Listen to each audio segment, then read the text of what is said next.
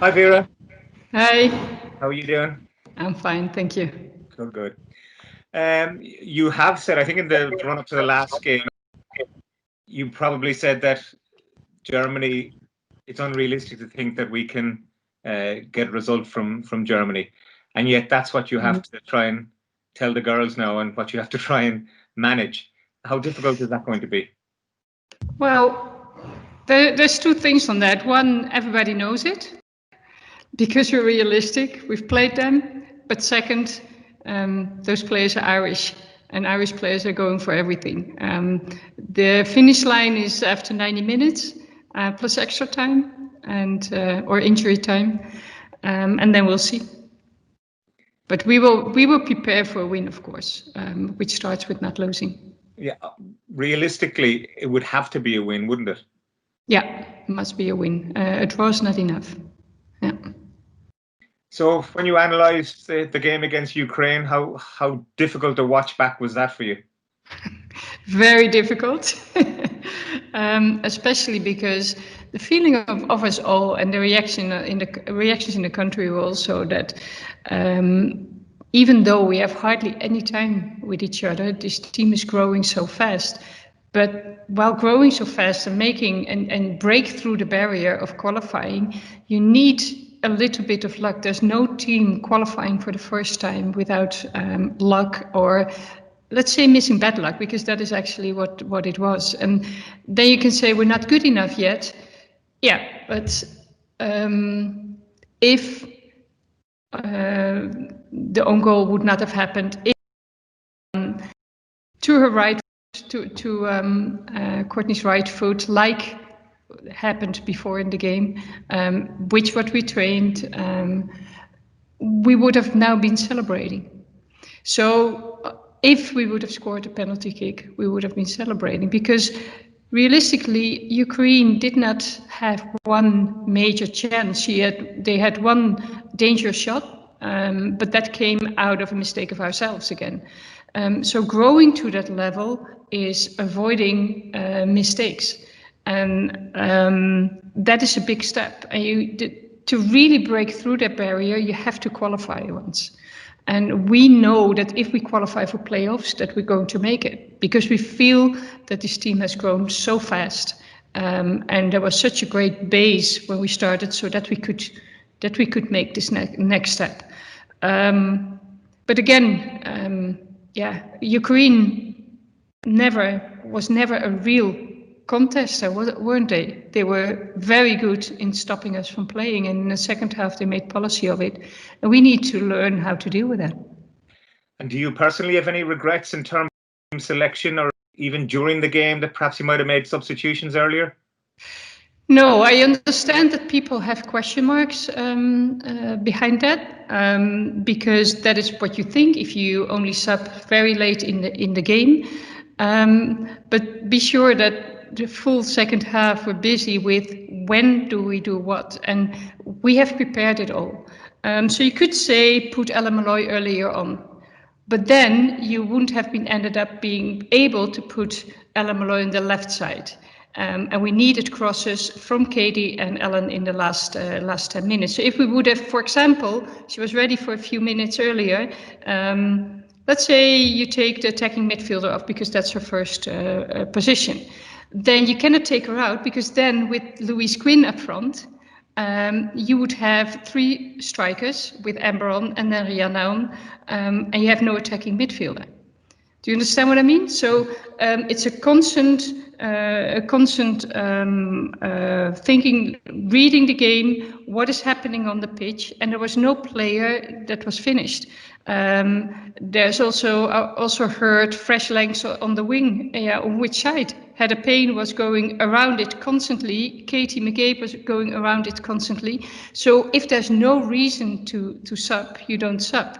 I know that a lot of coaches for subbing sake to show the public, look, I'm doing something.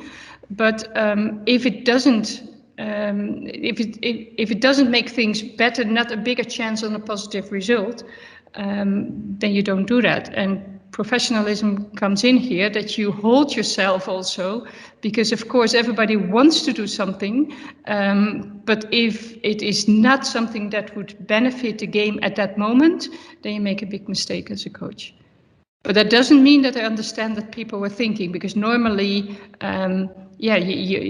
you would expect earlier subs.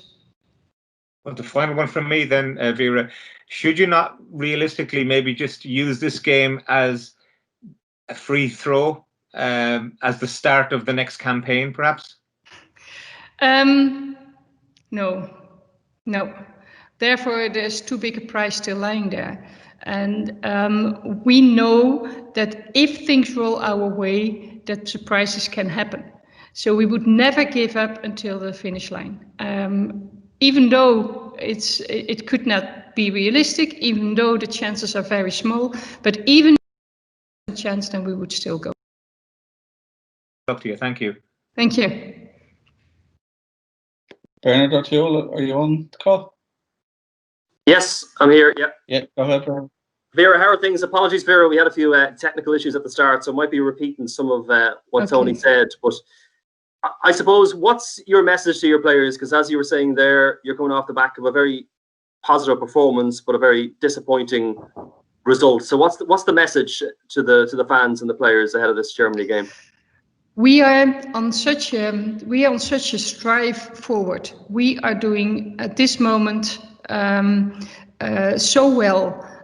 I've written a letter to the players and the staff in which I highlighted our campaign and what really has happened in our campaign. And if you look at that, we did not, apart from the Germany game, we did not concede one single goal out of an attack of the opponent. Every single goal was a mistake of us. And that is something that we need to work on. We have grown so fast that the message is that there is a chance that we succeed. It's still in our hands, although the chances are slim. But if we play like we can play, and we've showed that every game we make steps forward, even though there's hardly any chance to train. And by making those steps forward constantly, the confidence is there that you can surprise. So we will do everything in our power to get a result against Germany, and players are ready for that too, because they react in a way that they would not want to give up any single moment until that last finish line. And I suppose, what would you say to some supporters, or possibly to try to motivate the players that like Tony said there, that some may feel that the chance is gone? No, let's turn it around. We have left it in Ukraine. We know that. We have left it in Greece. We know that, and it's mistakes of ourselves. We have grown so fast that we can even dominate Ukraine in a way that we would have never expected that earlier in the campaign. So we can use this game also to get the best of ourselves, and then we can see where we would end. So it's the players, as hard as the staff, that are convinced that we go for it with full power, and that we see what we can do, and we might not be able, but we will do everything to get the result that we need. And how do we go about getting that result? Of course, we have had special nights against Germany and Dublin before. How do we try to get one more next month? Yeah, I sent that goal of the 2016 famous game immediately after the game of Ukraine against Greece to the players. It is possible, and Ireland has showed it before. So why would we not be able to get a night like that for us? And we will do everything again to get there. And we'll see after the game whether it's realistic or not. But we know the strength of Germany. We know that the chances are slim, but we will go for that 1%. Final one for me. It's great to see Saoirse in the squad. I suppose, a great weekend for her last weekend. Could possibly she be the X factor that we may need even off the bench in this game? Well, we need to see. She's on our radar already for a long time, of course. It's not having a good weekend and then being selected. So she was already on the fringe, and we've been discussing and following her already for a while. And it was, I didn't even know this weekend. How do you say that in English? I didn't know what she performed this weekend because she was already on the list on her performances before. But it's of course great when you put her on the list and then seeing what she's performed this weekend, playing 2 sports and just being so natural and so clinical about it is amazing. When I was reading that she had her bag already ready on Thursday night because she knew that she had another little job to do on the Saturday, but that her bag was packed and ready to go for Sunday after her training on Thursday. The planning of her is amazing, and that's probably why she's been so successful. Great stuff, Vera. Best of luck. Thank you. Thank you. Paul Dollery. Hi Vera, how are you? I'm fine, thank you. Good. Sorry, I'm not sure if it's been mentioned already, but one of the better results achieved by this Ireland team was a draw away to the Netherlands. I'm sure you remember back in 2017. Yeah. Is that something you'll reference in the build-up to the Germany game? Is it something you can take encouragement from? That's a good question, because the Netherlands is playing a complete different kind of game than Germany. And if you stick in with the Netherlands, you can get a result. With the Germans, you have to be smarter. Just fighting against an opponent will not be enough. We have to be able to create. If we don't create, we will not win. So on one hand, it is an example of you can achieve anything if you really, really want it. You can get powers in your group if teamwork is fixed completely before the game and that we are there and everything counts, if that makes any sense. But on the other hand, the game against the Netherlands was more about holding them and less about creating. And we have to create to be able to score against Germany. And we have to score. But we need to be smart. We need to be realistic. We have to know the strength of Germany to be able to create. And in that sense, it's a bit a double feeling because we have to do more than just holding them. Yeah. You mentioned Ellen Malloy earlier on. She's a player you obviously have a lot of faith in, to say that you're prepared to give her a debut at such a critical stage in a very important game. Can I ask for your thoughts on her as a player and just how big is the potential there? Oh, we need to be careful. Ellen is very young. She's a youth player. The pressures are high on her at the moment, but until now, she stands them very, very positively. It is amazing how she's dealing with the fact that people are now watching her. But she's young, and it's our task as staff to give her the space to develop.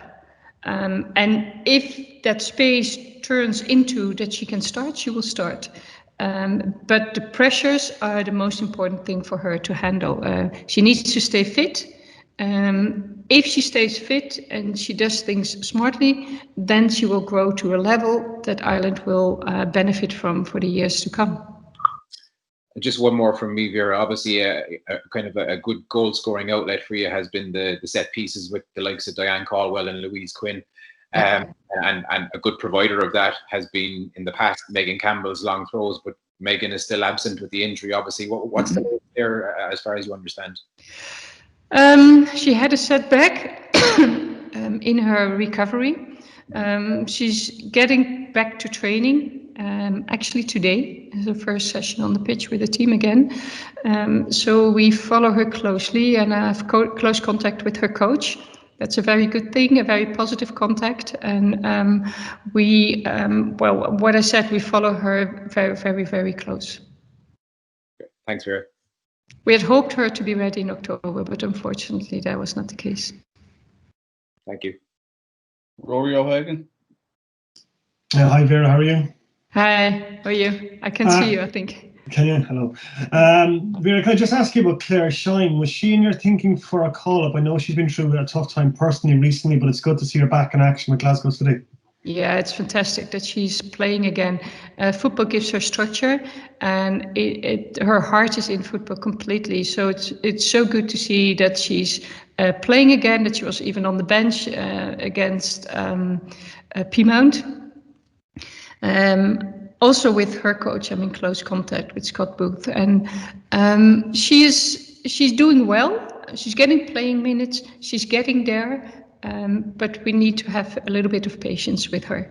But it's fantastic to see that she's picking up her life and that she's playing again. Thanks, Vera. Gary Spain. Hi, Vera. You mentioned the great win over Germany for the men and Shane Long's goal. A big factor in that was the Irish fans that night. It was a full house. The place was rocking. Now, we're not going to have a full house in Tala, but the country hopefully will exit lockdown on December 1st. Are there any plans to get fans into the game? And even a small number, what would that mean? That's a question you have to ask on the management, because the HSE is determining what we can do. Of course, if there's some fans in, that would help us, and especially when they're loud. But I will not put any pressure on that decision. That is completely up to the government and the decision together with the FAI to deal with that. Okay, and finally for me, you picked 31 players, I think, is in the squad. What was your thinking in picking such a large squad for one game? Because there's a few players that we want to follow more closely. For example, some Irish players, we get now all their individual moments in all the games of the last weeks, and we are watching that, and we don't want to miss out anyone because of not calling her up. The developments are going so fast with some players that you need to be able at the last minute to make a decision. Whether that's then good for her and harsh for another one, but we need to open up our opportunities to call up a player. Okay, thank you. Okay, we'll switch. It's a compliment for the development of those new players being on the squad, on the list.